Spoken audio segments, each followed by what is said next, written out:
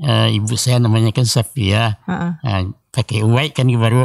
Oh, white ya kalau kan si Ubin kami Yusbir, tapi nama sehari-hari si Ubin. Untuk mengajari berpikir lebih kritis, itu luar biasa ya, Mak. Iya. Kongsi supaya modalnya besar, kemudian lebih sayapnya lebih dikembangkan, berhasil.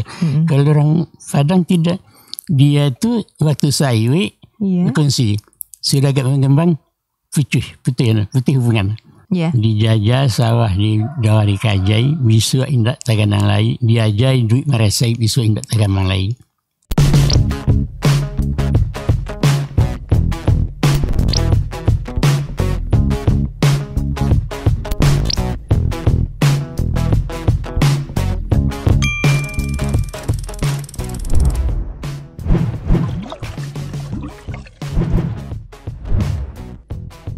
Assalamualaikum warahmatullahi wabarakatuh. Bersama kami kembali Kabalai podcastnya BPNB Sumatera Barat. Sahabat budaya di seluruh Nusantara, pada pagi hari ini kita berbincang kembali, tetapi tidak di ruang studio mini BPNB Sumatera Barat yang ada di Kota Padang, tetapi kita sekarang berada di pinggiran Danau Maninjau, salah satu danau terindah yang dimiliki oleh Sumatera Barat. Pada pagi hari ini cuaca di sekitar Danau Maninjau terlihat cerah, meskipun tadi pagi sempat ada badai sedikit, tapi alhamdulillah pada pagi hari ini kita bisa melihat di belakang saya ini bukan gambar yang ditempel, tetapi memang real gambar asli Danau Maninjau. Sahabat budaya di seluruh Nusantara, pagi ini sudah bersama kami Mak Datuk Yus Datuk Parpatiah. Beliau adalah salah satu putra terbaik Minangkabau yang ahli di bidang adat istiadat Minangkabau. Tetapi pada pagi hari ini kita tidak berbincang terkait dengan adat, tetapi kami pengen tahu cerita detail tentang masa kecil beliau yang hidup di kampung di pinggiran Danau Maninjau dan juga hidup bersama teman-temannya mengalami masa-masa bermain di surau. Jadi Mak Datuk, Assalamualaikum warahmatullahi wabarakatuh. Waalaikumsalam warahmatullahi wabarakatuh. Sehat Mak Datuk? Alhamdulillah. Jadi pagi hari ini kita cerita-cerita Mak Datuk ya tentang masa kecil Mak Datuk. Tujuannya adalah sebetulnya untuk memberikan pemahaman, karena budaya surau sekarang kan sudah dikatakan mulai pudar. Jadi Mak Datuk kami ingin bercerita tentang seperti apa sih dulu pendidikan surau yang dialami Mak Datuk di kampung, apalagi di pinggiran Danau Maninjau ini. Dan kebetulan sahabat budaya di seluruh Nusantara, Mak Datuk ini satu kampung dengan ulama besar yang dimiliki oleh Sumatera Barat dan juga Indonesia, yaitu Buya Hamka. Satu kampung Mak Datuk ya? Iya, betulan. Iya. Bisa diceritain Mak Datuk gimana kehidupan masa kecil Mak Datuk di pinggiran Danau Maninjau yang indah ini? Baiklah, Assalamualaikum warahmatullahi wabarakatuh. Waalaikumsalam warahmatullahi wabarakatuh. Alhamdulillah wa syukurillah wa ni'matillah wa la hawla wa la quwwata illa billah. Asyhadu an la ilaha illallah wa asyhadu anna Muhammadar Rasulullah. Allahumma shalli wa sallim wa barik ala Muhammad wa ala alihi wa sahbihi ajma'in. Pertama sekali tentu kita bersyukur kehadirat Allah Subhanahu wa taala, zat yang telah mempertemukan kita di dunia maya kini kok. Dan insyaallah apa yang akan kita bincang akan bermanfaat untuk masyarakat kita sebagai menghidupkan kembali adat dan budaya kita yang kadang-kadang sudah hilang ataupun sudah terpendam, dan itu akan kita gali kembali sebagai pembanding barangkali. Izinkan Ambo untuk bernostalgia barangkali ya. Iya benar Mak Datuk. Tentang masalah-masalah waktu remaja dan waktu kemudian merantau. Iya. Dan seluruhnya itu akan kita coba berbincang-bincang tentang masalah-masalah zaman dulu. Memulai dari kelahiran seorang bayi di Minangkabau, terutama yang berlaku di Sungai Batang. Ambo tidak tahu di daerah lain, bentuknya mungkin berbeda, tapi tujuannya adalah sama. Namun di Nagari Ambo di Sungai Batang ada suatu budaya, ada suatu perilaku masyarakat yang dulunya tidak pernah terlupakan, tapi sejak tahun-tahun 70 lah barangkali ya, itu banyak yang sudah hilang, yang sudah lenyap, terpendam. Hilangnya tidak sih, cuma terpendam yang harus kita gali kembali, walaupun bentuk fisiknya berubah, tapi itu barangkali nilainya bisa kita simak. Yaitu kalau seorang laki-laki lahir, seorang bayi laki-laki dilahirkan, pihak bako-bakonya, famili ayah, itu akan membawa sepasang ayam, jantan dan betina, ya. Kemudian kalau perempuan yang lahir, maka pihak bako-bakonya akan membawa sebuah bibit karambia, karambit tumbuh, karambit tumbuh, ya, yang siap ditanam. Jadi ini maksudnya ialah bahwa ayam tadi adalah sebagai lambang daripada pembekalan kepada seorang anak yang nantinya tentu memerlukan biaya-biaya, dan itu adalah sebagai lambang saja itu sebenarnya kan. Berapalah harga ayam? Lambang memberikan bekal. Iya, memberikan bekal. Kalau dibilang ayam ya silakan ternakkan, perkembangbiakkanlah. Ini mudah-mudahan bisa untuk si bujang nanti. Nah, untuk sekolahnya, untuk jajan dan segala macamnya. Dan itu adalah sebagai sumbangsih dari bako, dari famili ayah kepada anak daripada mamanya. Gitu. Kemudian yang karambit tumbuh itu ditanam, dan itulah kelapanya si upiak nanti sampai tua. Dan itu kelapa kan berbuah taru itu. Nah, sehingganya dalam zaman dulu masih ada kelapa milik ibu saya yang sudah berumur 100 tahun lebih. Nah, itu maksudnya itu berarti ditanamnya waktu lahirnya waktu ibu lahir ibu. Iya, kemudian itulah berbuah sampai gini, walaupun tidak labek lagi tapi masih berbuah. Apa ya yang kita ambil dari situ ialah bahwa begitu perlulinya orang dulu, begitu awasnya orang dulu terhadap kebutuhan manusia, dan itu adalah sebagai lambang yang harus dimekarkan, harus dikembangkan maksudnya itu. Jadi lahir itu sudah diingatkan untuk dibekalin sesuatu. Betul. Iya, umpamanya ayam, ya berapalah harga ayam, berapa harga telur. Tapi kemudian maksudnya itu ialah sebagai pembekalan, sebagai modal awal kepada si bayi, si bujang ini, yang nanti dia itu akan memikul tanggung jawab besar di masa dewasanya. Dan kelapa tadi pun begitu juga, karena kita di daerah pertanian, maka kelapa itu akan ditanam dan menghasilkan selama hidupnya tuh. Bahkan lebih dulu orang meninggal tuh daripada pohon kelapanya. Iya, dari pohon kelapanya. Kak, ada tuh kalau boleh tahu tahun berapa Mak Datuk lahir? Mulai tahun 39. Tahun 39 7 April 39 di Sungai Batang. Di Sungai Batang. Di tepi danau Peninjau. Nah, itu kemudian Mak Datuk sampai usia berapa di situ? Sampai usia tahun 57 saya sudah berangkat kelas 2 SMP. Oh berarti sampai remaja ya. Berarti Mak Datuk masa kecilnya di kampung. Di kampung. Berarti belajar di surau mulai tahun berapa? Mulai di surau itu usia 7 tahun kami sudah di surau.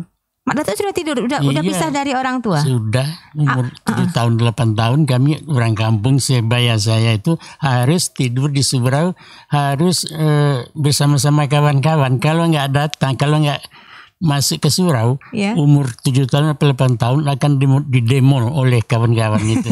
Jadi diajak-ajak gitu? Diajak-ajak, dibawa umpamanya gendang tempurung kan, supaya itu bersorak-sorak sama ibunya, keluarkan kawan kami. Masih ingat lagunya gimana kalau teman-teman itu ada, tapi khusus laki-laki ya Mak Datuk ya? Laki-laki ya. Itu masih ingat lagunya waktu kecil? Iya, lagunya sederhana saja, seperti kalau saya nggak datang ke surau kan, ibu saya namanya kan Safia, pakai white kan baru, white pia kalau akan si Ubin kami use bir, tapi nama sehari-hari si Ubin. Begitu. Jadi mana kita tahan kan terpaksa keluar. Begitu awalnya, kemudian itu tuh menjadi suatu kewajiban bahwa kita itu harus mengikuti irama daripada masyarakat kita di zaman itu. Kemudian kita ulangi kepada bawaan-bawaan tadi. Sekarang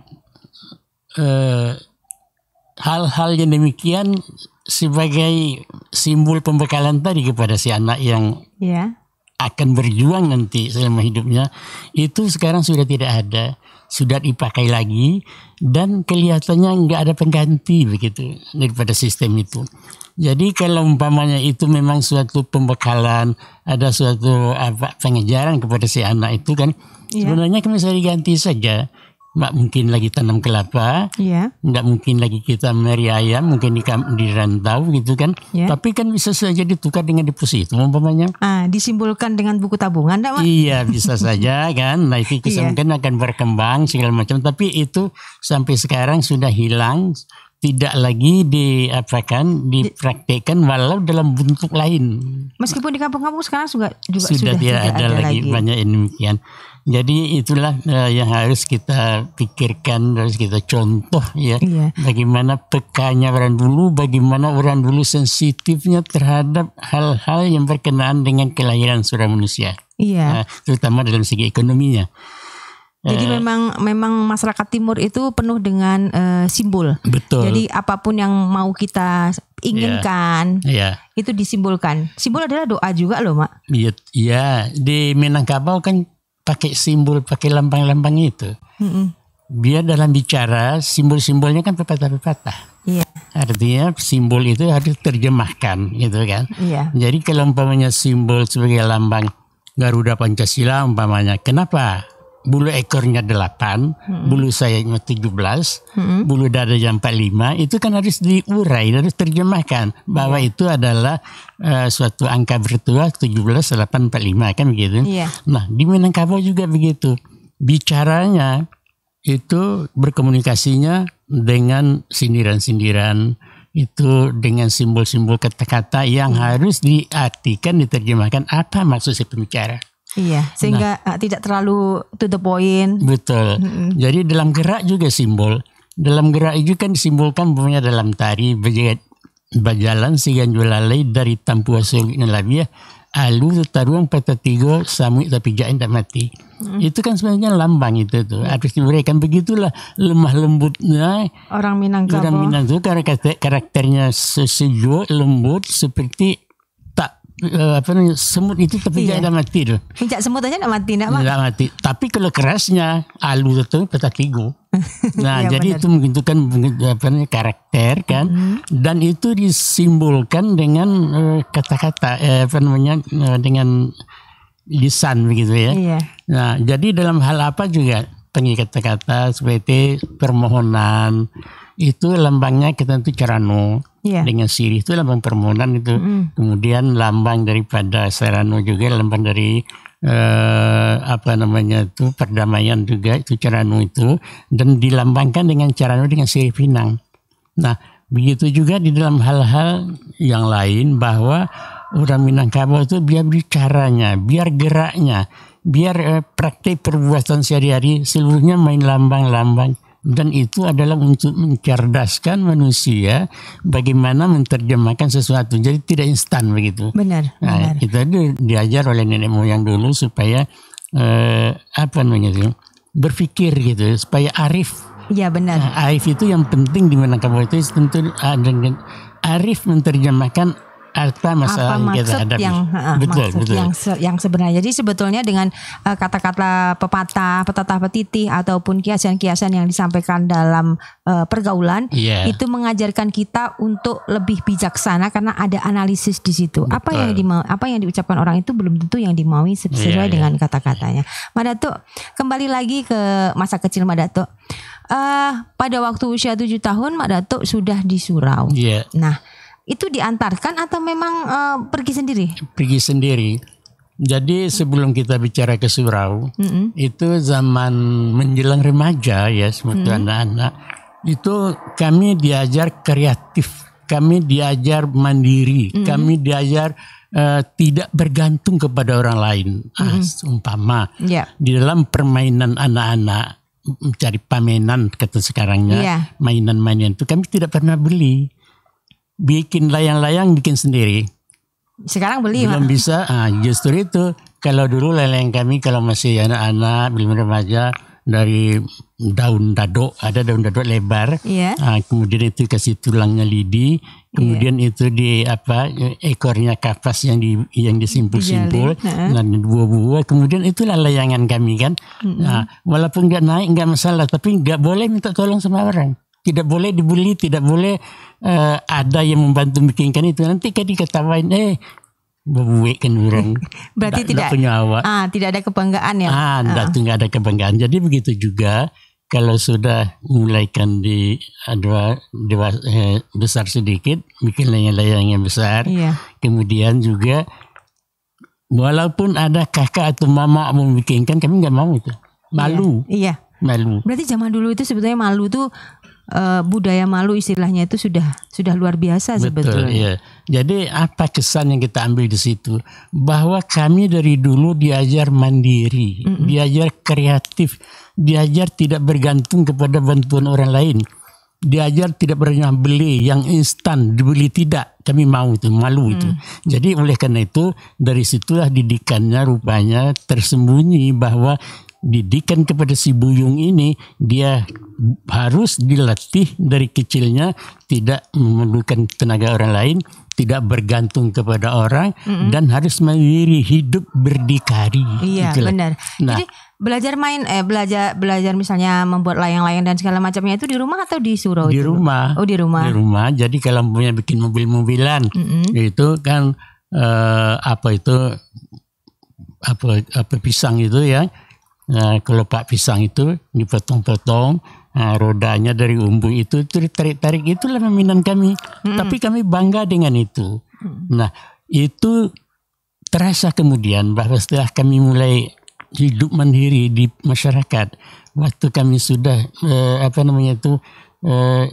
sudah mencari nafkah untuk menghidupi diri itu terasa hal-hal yang demikian itu, bahwa kami diajar memang harus mandiri, harus tahu, harus bijak, harus tidak menggantung pada orang lain, merengek-rengek sama orang tua, tidak. Usahakan walaupun dagang kaki lima, walaupun kita mau belajar tukang apapun, kita harus berdiri di atas kaki sendiri. Jadi sebetulnya permainan tradisional yang Mak Datuk sampaikan tadi sebetulnya membentuk karakter kita.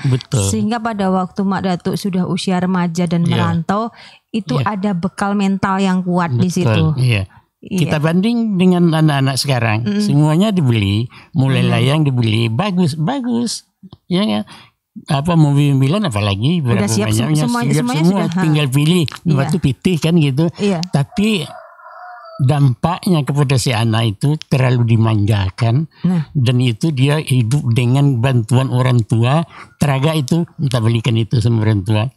Jadi dalam hal itu kesan yang kita ambil dari situ adalah bahwa itu adalah didikan mental seseorang anak yang remaja berbekas nanti setelah dia berjuang dalam kehidupan nyata. Berarti pada waktu nanti remaja ataupun sudah menjadi dewasa, justru mentalnya kurang kuat ya Mak ya, karena semuanya serba instan. Jelas itu. Jadi anak-anak dimanjakan ya. Kita lihat satu contoh di masyarakat bahwa biasanya anak-anak orang miskin itu yang sukses dalam pendidikannya. Ya, kalau anak orang kaya biasanya karena dia tahu pakai, dia tuh tahu masa sekolah ini uang, pitih segala macam. Tidak pernah dia itu mencari sendiri, dan itulah dia ingat kepada orang tuanya, bagaimana orang tuanya bersusah payah mencarikan biaya sekolah. Dan dia itu harus terpikir di saat dia itu terjun ke masyarakat. Nah, itulah sebagai suatu ajaran yang sekarang sudah hilang. Nah, jadi ini sahabat budaya di seluruh Nusantara, bahwa sebetulnya pola pendidikan kita terhadap anak-anak sekarang yang serba instan itu dikhawatirkan akan menjadikan generasi berikutnya itu generasi yang tidak siap tempur sebetulnya dalam menghadapi masalah. Karena seperti Mak Datuk sampaikan tadi, dengan membuat mainan sendiri, menyelesaikan masalah sendiri selama beliau di kampung dan berkawan di surau, itu justru memberikan mental yang semakin kuat, sehingga lebih bisa bertahan saat menghadapi masalah di rantau. Karena orang Minang yang laki-laki biasanya semua merantau kan Mak Datuk. Jadi bekal ada. walaupun tidak merantau, tapi modal mental demikian harus dipunyai. Iya. Ya, jangan artinya kita tidak bisa hidup tanpa bantuan orang, itu jangan. Harus hidup sendiri, harus kita mampu mengendalikan diri kita dengan pengalaman-pengalaman. Iya. Nah, kemudian dalam hal itu setelah beranjak remaja, 7 tahun 8 tahun kan ke surau itu. Iya. Kalau di surau itu belajar apa, Mak Datuk? Kami sendiri kan datang sendiri ke surau. Iya. Ya. Ke surau itu namanya surau tentu sederhana kan di zaman itu. Yang lantai. Masih ingat nama suraunya apa, Mak Datuk? Ingat Air Selubua namanya. Di surau Air Air Selubua. Selubua. Surau Balengge. Surau Balengge itu ada surau bertingkat. Jadi namanya kami Surau Balengge. Oh, itu berarti kubah di atasnya itu atapnya bertingkat-tingkat gitu, Mak? Iya. Jadi sekarang sudah dibuka ya. Jadi kami datang sendiri, kemudian dindingnya itu ya sederhana lah, lantainya pelupuh. Pelupuh itu tahu enggak? Apa itu, Mak? Itu bambu yang dibelah-belahnya itu. Iya, terus disusun. Nah itu dijadikan lantai. Betapa dinginnya itu yang di bawah kan. Nah itulah di situ tidur. Dindingnya dari ya biasalah dari papan. Dari papan. Tapi dalam hal itu kami datang ke surau itu hanya membawa selimut dan yang lain tidak ada. Tidak boleh membawa bantal, apalagi membawa kasur. Datang sendiri ke surau itu pakai kain sarung salai saja. Kain sarung salai. Iya, kemudian surat ada di surau kan. Nah, sudah menunggu surat, jadi nggak bawa lagi itu. Jadi cuman kain sarung itu untuk selimut malam. Dan itu bantalnya bakalan mulut tangan lah umpamanya kan. Nggak boleh bantal. Jadi memang nggak boleh bawa bantal. Bawa bantal sifat-sifatnya kawan. Iya. Jadi nggak boleh senang. Memang diajar waktu itu untuk berjuang. Menderita. Oh betul. Dia ajar menderita, diajar susah, diajar serba terbatas. Betul. Nah, jadi datang ke surau sudah makan. Kami makan dulu itu sebelum maghrib. Oh, makan malamnya sebelum maghrib kalau zaman dulu. Zaman dulu kami sebelum maghrib. Kemudian maghrib datang ke surau. Ya. Berjamaah, sholat berjamaah, selesai sholat berjamaah, terus kami ngaji. Terus mengaji, ada gurunya. Kami dulu ngaji pakai alaka. Jadi apa namanya, balega-lega ya, berlumpuk tumpuk. Ini satu tumpuk, kira 6 orang, tumpuk lain begitu. Satu tumpuk itu ada gurunya. Oh, berkelompok. Berkelompok ya. Jadi alakah namanya tuh. Berkelompok ada gurunya. Jadi guru-guru bantu itulah yang mendidik anak-anak. Didiknya seperti kami yang baru-baru kan, itu ada yang agak dewasanya gitu kan. Nah kemudian selesai itu sholat isya, setelah sholat isya barulah kami di surau itu istirahatnya begini. Istirahatnya menjelang tidur, kami nggak buang-buang waktu. Belajar waktu itu, belajar teka-teki. Apa itu? Teka-teki itu walaupun itu teka-teki tapi harus dijawab kan. Kita mikir itu. Oh, diajarin memang untuk berpikir, memecahkan masalah dengan mencari jawaban itu ya, Mak. Seperti umpamanya begini teka-tekinya. Iya. Ada seseorang membawa 3 bawaan. Pertama bawaannya 1 harimau, kemudian kambing. Ya, kambing. Yang ketiga rumput.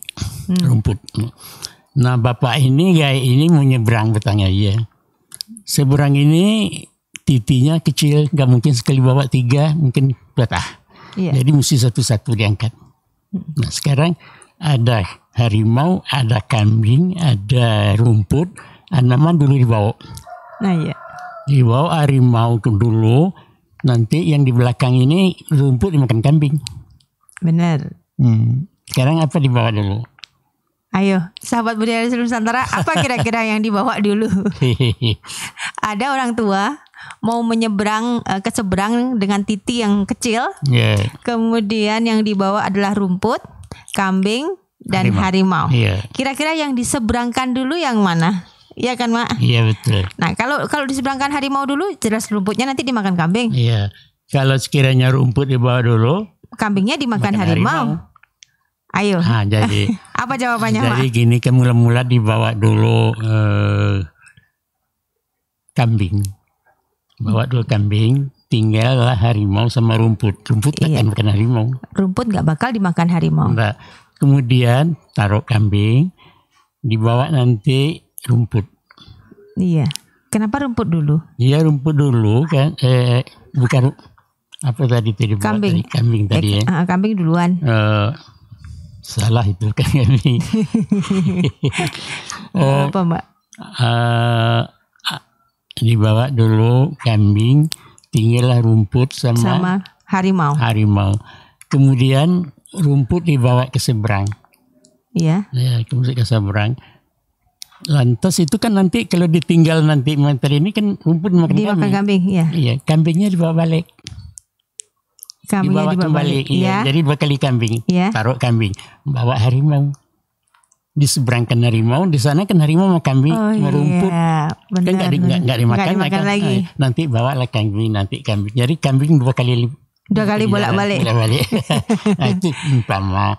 Itu kan mikir gitu. Tapi kan itu menyelesaikan masalah, Mak. Jadi kita diajarin untuk menganalisis. Betul. Berpikir kritis.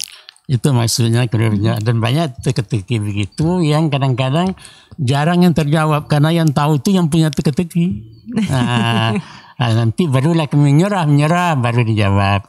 Itulah salah satunya teka-teki yang kelihatannya enteng. Benar. Kelihatannya itu ringan, tapi manfaatnya untuk pembentukan karakter, untuk mengajari berpikir lebih kritis, itu luar biasa ya, Mak. Iya. Kadang itu setiap hari diajarin kita teka-teki yang berganti-ganti. Iya. Sudah itu baru ada yang belajar pidato persembahan adat. Ada yang cerita-cerita sang adat yang ringan-ringan begitu ya, karena masih remaja. Ada itu orang-orang tua yang mengajarkan demikian. Nah, barang itu tidur, sudah itu. Berarti berarti waktu di surau itu nggak cuma ngaji, belajar. Sudah ngaji, enggak cuma ngaji. Sudah ngaji itu kadang-kadang dari apa sih itu sebelum tidur itu di belakang surau itu ada sesaran namanya sasana untuk belajar silat. Ada silat lagi. Ada lagi guru tertentu itu mengajar silat itu kan. Jadi guru-gurunya itu dari mana? Itu sudah dipersiapkan, sudah itu kan di surau itu, keluarga surau itu mempersiapkan, ada sendiri kan. Nah, sudah guru pasti adat, itu bukan guru ngaji kan, guru ngaji kan lagi. Jadi guru silat ngajar surau. Sudah itu kira-kira jam 10-an dah tidur. Udah tidur baru besok paginya ada lagi kegiatan subuh. Iya, lomba renang. Danau. Karena Mak Datuk ini tinggal di pinggiran Danau Maninjau, maka wajar kalau misalnya harus bisa berenang, Mak ya. Harus bisa, namanya anak meninjau kena pandai berenang kan. Tidak ada anak meninjau yang tidak bisa renang ya, Mak. Mesti. Nah, kemudian sudah itu kadang-kadang ada yang jogging, jalan lari-lari kan, di kampung baru pulang. Pulang sudah di rumah baru kegiatan sehari-hari, apa mau sekolah, apa membantu orang tua, menggembala, mengimpau, ya kami bekerjawi kan segala macam. Pendeknya kegiatan orang itu dibantu. Sebab waktu kami dulu itu tidak semua yang sekolah, kemudian baru kira-kira tahun 50-an lah baru yang sudah merata sekolahnya. Sebelum itu jarang yang sekolah. Nah, jadi oleh karena itulah pendidikan di surau tadi itu demikianlah sebagai rutinitasnya, dan itu adalah kelihatannya setelah kami terjun ke masyarakat bahwa rupanya di surau ini adalah pendidikannya tidak saja pendidikan fisik tapi pendidikan moral. Dan didikan surau itu sebetulnya adalah mendidik seseorang seorang manusia begitu ya, yang siap pakai di masyarakat. Siap pakainya, dia itu boleh terjun ke bidang adatnya sudah dipersiapkan, tinggal nambah ke dalam agama juga begitu. Ada silat. Secara fisik juga dari silat. Berarti kurikulum surau sebetulnya lengkap, enggak, Mak? Betul. Nah, jadi oleh karena itu kan di surau, itulah bedanya surau kita dulu tuh dengan pesantren sekarang. Kalau dulu adalah melatih fisik, melatih mental. Kemudian kami itu hubungan dengan Tuhan secara vertikal, secara antara makhluk dengan Khalik, bukan hanya itu, tapi horizontal. horizontal antara umat dengan manusia umat, dengan manusia dengan manusia. Hablum minallah wa hablum minannas. Nah, itu didikan itu. Kalau umpamanya sekarang ini kan kita lihat bahwa ada pesantren itu cuma hubungannya ke atas, hablum minallah aja. Vertikal saja kan. Nah, itulah bedanya orang dulu itu memang siap pakai. Memang jadi imbang antara hubungan dengan yang di atas dengan manusia sekitarnya. Mak, kalau boleh cerita, kan berangkatnya itu pasti sebelum maghrib ke surau. Nah itu biasanya kan main-main dulu itu Pak? Memang nggak ada waktu main-main lagi. Oh langsung. Sebelum itu main-main. Iya, sebelum itu ya tentu main-main macam-macam lah main-main. Masih ingat gitu, main-mainnya apa aja Mak? Waktu kecil kalau permainan Mak Datuk itu apa aja? Ada buah bukareh, kemiri atau kemiri. Buah kemiri ya. Kalau orang sini menyebutnya bukareh. Buah kareh. Oh, buah kareh. Nah, iya. Jadi itu disusun di depan itu diapakan, dibidik keahlian menembak, itulah yang menjadi ujiannya. Kalau umpamanya yang paling atas itu segitiga itu, yang paling atas kena, itu kita semua dapat itu. Tapi kalau yang di tengah, ya di tengah ke bawah lah kita dapat itu. Jadi kita tuh berjuang situ tuh benar-benar keahlian untuk membidik, menembak, bagaimana caranya supaya kita dapat yang nomor 1. Nah, buah kemirinya nyari di mana, Mak? Oh, nyari di ladang. Jadi memang pergi rame-rame, pergi ke sawah, pergi ke parak untuk mencari itu sendiri kan, bukan ngambil punya kawan. Bukan ngambil punya orang tua yang sudah dipanen kan? Bukan, itu cuma kita mungut di tanah yang jatuh itu, yang jatuh itu diambil situ, dan kemudian itulah yang jadi nggak dibeli itu.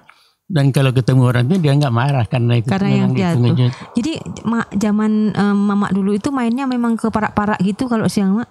Iya. Apa aja yang Mamak dapatkan waktu main-main di parak tuh? Apa pelajaran yang bisa Mamak petik dari zaman dulu bahwa kalau anak sekarang tuh nggak ada yang masuk-masuk hutan, masuk-masuk parak itu, Mak? Iya. Jadi dalam hal itu yang pertama kita tuh diuji mental kita. Kalau umpamanya ada limau, jambu sedang berbuah, itu kami biasanya nggak mau tuh kalau tidak izin yang punya. Tapi kadang-kadang kena jahe. Dijolok aja, ada yang diwayak segala macam. Itu kan perangai anak-anak. Tapi pada hakikatnya diajar bahwa punya orang jangan kamu ambil. Kemudian yang merapat di bawah itu, yang jatuh-jatuhan itu biasanya izin orang yang punya, itu nggak diambil. Iya. Jadi ada pendidikan itu sebetulnya. Pendidikan itu bahwa walaupun ada limau yang masa ada segala macam buah-buahan yang menggoda iman gitu ya. Meskipun yang punya tidak ada di situ, jadi aturan adatnya bahwa nggak boleh kita ngambil kalau tanpa izin. Iya, itu kan pendidikan itu kan begitu dulu. Namanya anak-anak remaja kadang-kadang dipungkang kata itu jatuhan ya. Enggak, kau merapat ke bawah. Iya. Kau jatuh ke pada digoyang. Iya, itulah perangai itu kejahatan kata remaja. Kenakalan. Betul. Iya. Jadi umpamanya tengah malam mancing kan orang kan untuk dimakan itu sama-sama kan dipanggang. Malah itu di rumah mentua istri saya itu sekarang itu sering saya culuk tuh malam itu. Itu nostalgia untuk begadang malam. Iya, bukan untuk dijual. Dan kami waktu itu memang nggak merokok, untuk beli rokok pun tidak. Nah itu semuanya berlakunya terasanya ajaran-ajaran itu setelah merantau meninggalkan kampung. Baru tahu manfaatnya. Baru tahu manfaatnya. Di kampung pun biasanya kami malu kalau membawa modal ke Jadi rantau itu. Merantau itu tidak membawa modal? Tidak, cuma membawa nasi sebungkus, lanteh kanangan yang di rantau. Walaupun ayahnya kayo, walaupun ibunya bepiti, tapi nggak mau membekali anak begitu. Latih dulu, karena dilatih dulu itu kan.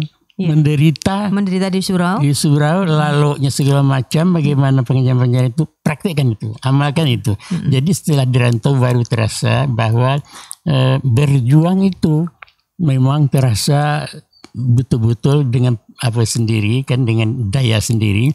Dan umumnya orang Minangkabau itu mempunyai moto hidup, daripada menjadi ekor gajah lebih baik menjadi kepala semut. Benar. Di ekor gajah walaupun gadang di belakang. Iya. Walau semut itu walaupun kecil menggigit. Iya. Nah itu pada modalnya menjadi bahan pokok daripada mental seseorang untuk pergi merantau. Jadi menyemangati waktu merantau. Betul. Nah, jadi dalam hal itu kan memang kelihatannya memang sukses ya demikian itu. Iya. Jadi tidak gampang kita dirantau orang. Kalau ada family ya alhamdulillah. Tapi kalau tidak, kita mencarikan harus hidup. Bagaimana hidup? Berjuang. Tidak ada kita cari usaha tapi berjalan lurus berkata mana. Tidak boleh menyimpang, tidak boleh mengambil hak orang. Itu dididik dari dulu. Jadi umumnya orang awal itu suksesnya orang dulu ya. Suksesnya demikian karena ada keyakinan diri, PD cari sekarang ya untuk berjuang itu dan dia berhasil. Nah dalam hal itu ada satu cerita antara saya tahun 80-an dengan bos kaset saya. Namanya si Cawan, orang Cino Bangka. Dalam obrolan santai kami mengecek motor. Apa katanya? Kami orang Cino kagum dengan orang Padang dalam hal pemula, dalam hal berjuang memulai usaha. Mulai usaha, kagum kami. Tapi banyak kelemahan orang Minang itu sendiri yang kami lebih unggul. Nah, kalau anak pada tu tamat SMA, anakmu tamat SMA, kasih uang 1 juta seorang, suruh ke Afrika, anteh kanangan kalian di situ. Uang 1 juta, katanya akan dulu anak saya mati daripada anak pada tu. Kenapa? Uang 1 juta ini dia tuh berupaya supaya jangan kurang. Dan dia itu menambah bagaimana caranya. Kalau orang Cina, dia itu menunggu. Ya kalau laku, alhamdulillah. Kalau tidak ditunggu, itulah yang dimakan modal awal. Nanti disusut demikian akan habis. Jadi maksudnya begini, kalau untuk berjuang awal. Secara personality, tidak dilawan Padang. Lebih kuat. Iya, sebab kami itu di orang Cina itu, walaupun ayahnya kaya, tapi anaknya disuruh jadi stokar, jadi kenaik dulu. Anaknya disuruh menjadi pembantu orang dulu. Jadi dilatih di situ. Maka mereka itu mengatakan lebih baik dulu menjadi ekor gajah dulu. Baru menjadi kepala Kalau semut. Di Minang menjadi kepala semut dulu. Itu lebih utama. Nah jadi begitu katanya. Tapi kelemahan orang Mak Datu, kalau sudah dia tuh berhasil, itu sudah gagap. Apa pitinya 5 juta, bapak pitih ke 5 juta banyak mik kok. Kan gitu, tidak bisa mengendalikan lagi. Dan kalau dia mulai naik itu, orang Minang itu biasanya cari kongsi karena modal sawi. Orang Cina tidak. Orang Cina ini setelah dia itu mulai besar, dia itu barulah di situ tuh dia tuh berkongsi, kongsi supaya modalnya besar. Kemudian sayapnya lebih dikembangkan, berhasil. Kalau orang Padang tidak, dia tu waktu sawi kongsi sudah agak mengembang putih hubungan, pecah kongsi.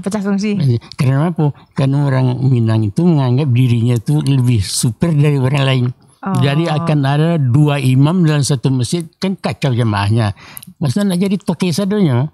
Nah, kita berkongsi sama model segala macam, tapi masing-masing ingin kemuko. Banyak bos, banyak tak semang. Nah, itulah akibatnya pada itu nggak bisa mengembangkan usaha seperti orang Minang yang kekal. Gitu. Dan itu memang terasa. Memang terasa kurang awak itu memang secara personality hebat. Secara kebersamaan utuh. Main bola umpamanya. Itu kan kerjasama itu. Antara gelandang yang mencari bola dengan back, dengan sayap kiri kanan, dengan kipernya. Itu kan ada pembagian kerja. Tapi kalau orang awak misalnya itu seluruhnya mengajar bola. Sampai-sampai kiper pun mengajar bola, melalah bola, tahu itu gagal saya masuk kawan. Apa sebabnya? Ingin mencari bola. Dan ingin memasukkan bola itu sendiri ya. Nah, kebersamaan itu memang terasa, itu memang lemah. Itu yang lemah di orang dan kita. Dan itu suatu catatan gitu ya. Untuk itu bisa diperbaiki lagi. Jadi kita umpamanya itu memang bolehlah daripada menjadi ekor gajah jadi kepala semut, Tapi tidak selamanya menguntungkan itu moto demikian. Benar. Ya. Bahwa kadang-kadang kita juga perlu bekerja sama untuk mencapai sesuatu. Iya. Kecuali, ada kecualinya. Iya. Kalau umpamanya naik mobil Stokaroto, Stokaroto kan jadi ikut gajah tuh, ya ikut dulu. Dia itu bukan hanya jadi kuli di situ, belajar bagaimana cara membawa mobil, kadang-kadang diganti ke supir. Nah, sudah pintar dia cari SIM sendiri, bawa auto. Iya. Nah, itu maksudnya. Iya, jadi dalam hal lain juga umpamanya seperti tukang jahit umpamanya, dia jadi connect di situ. Diperhatikannya lama-lama bagaimana bos itu menggunting, bagaimana bosnya itu mengukur orang segala macam. Jadi tidak selamanya jadi ekor gas ya. Nah, iya. Dia harus bisa maju ke depan. Betul, dalam hal itu mempersiapkan diri. Nah, itu jadi demikian kira-kira ya. Kalau boleh nanya, pernah nggak menurut Mama kira-kira kejadian Mama di Suro paling nakal tuh ngapain, Mak? Ada pernah? Biasanya masa kecil tuh kan ada kenangan yang nggak terlupakan, entah ngadain guru ngajinya atau apa gitu kan. Ada sesuatu yang off the record. Sekarang kita ungkap di sini, Mak. Enggak bisa diungkap itu. Tapi gitu. orang yang sama-sama ngaji angkatan saya itu tahu itu. Gitu. Biarpun bukan di tempat kami, tempat lain pun kalau anak-anak ngaji lalu di surau itu ada semacam kelakuan yang tidak boleh diucapkan sekarang. Jadi rata-rata anak-anak yang hidup di Suro itu pasti punya rahasia yang dibawa mati. Pasti. Tapi sebagai apanya itu. Ada bisa dicontohkan nggak cerita di tempat lain gitu, Mak? Jadi kalau umpamanya kan pakai selimut tuh, pakai kain sarung, kadang-kadang yang iseng tuh malam-malam itu sarung itu diikatkan itu sama sarung. Oh, sama kawannya. Iya, kamu deret tidurnya kamu deret tuh. Nah, nanti diikatkan dikabik-kabikkan sidik-sidik sarung tuh.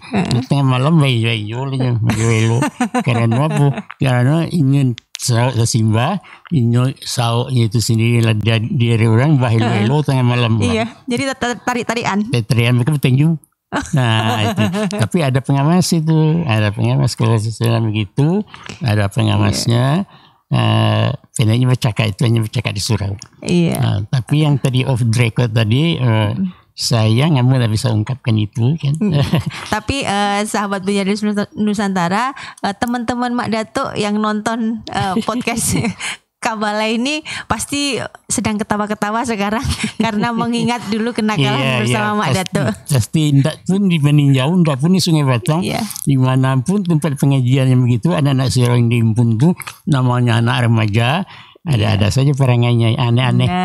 Jadi pasti semuanya nih sekarang sedang mengurai atau mengingat kembali kenakalan-kenakalan atau rahasia-rahasia kenakalan waktu di Suro yang boleh diungkap pada waktu mendengarkan podcast ini, bisa cerita sama anak cucu apa dulu yang pernah dilakukan. Mak Datuk. Kira-kira pesan Mak Datuk ke anak muda bisa.